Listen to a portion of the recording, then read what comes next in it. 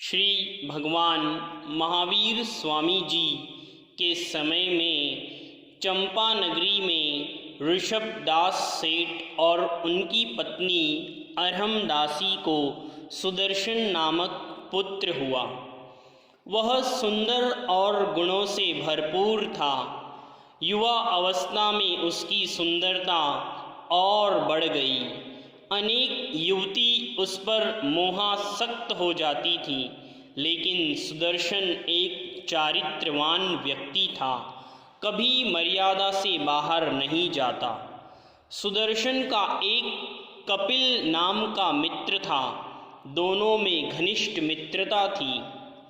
कपिल का विवाह कपिला नामक कन्या से हुआ और सुदर्शन का विवाह मनोरमा नाम की कन्या से हुआ। दोनों मित्र एक दूसरे के घर आते जाते रहते थे। एक दिन सुदर्शन कपिल के घर गया। कपिल घर में नहीं था। तब उसकी पत्नी कपिला सुदर्शन के रूप को देखकर आसक्त हो गई।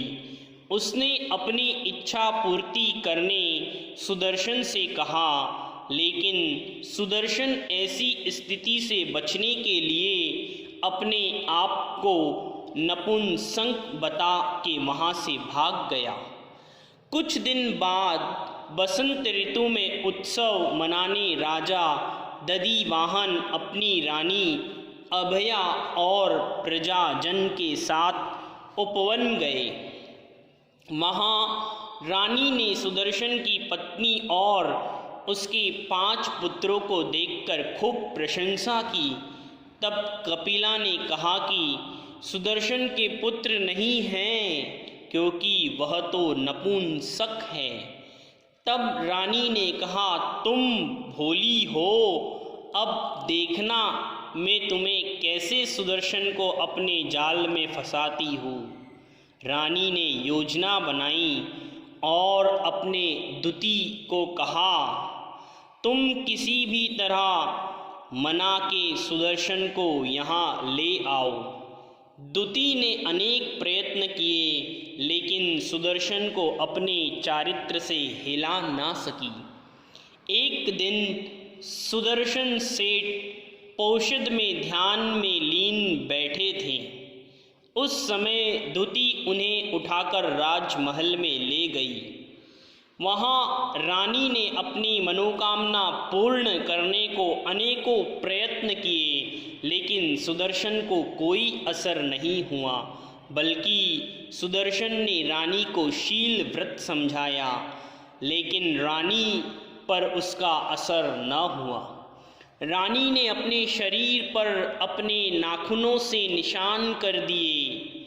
वस्त्रों को अस्त व्यस्त कर राजा को सूचना पहुंचाई कि सुदर्शन ने रानी वास में प्रवेश करके रानी के शील को भंग करने का प्रयत्न किया। राजा ने कुछ सोचे समझे बिना सुदर्शन को प्राण दंड देने का आदेश दे दिया। नगर में हाहाकार मच गया। सुदर्शन सेठ को प्राण दंड के लिए सूली पर ले जा रहे थे। सुदर्शन ने तब श्री महामंत्र नमोकार मंत्र का जाप किया और कुछ ही समय में शूली का सिंहासन बन गया। नमो अरिहंताणं, नमो सिद्धाणं, नमो आयरीयाणं, नमो उवज्झायाणं, नमो लोये सव्यसाहूणं।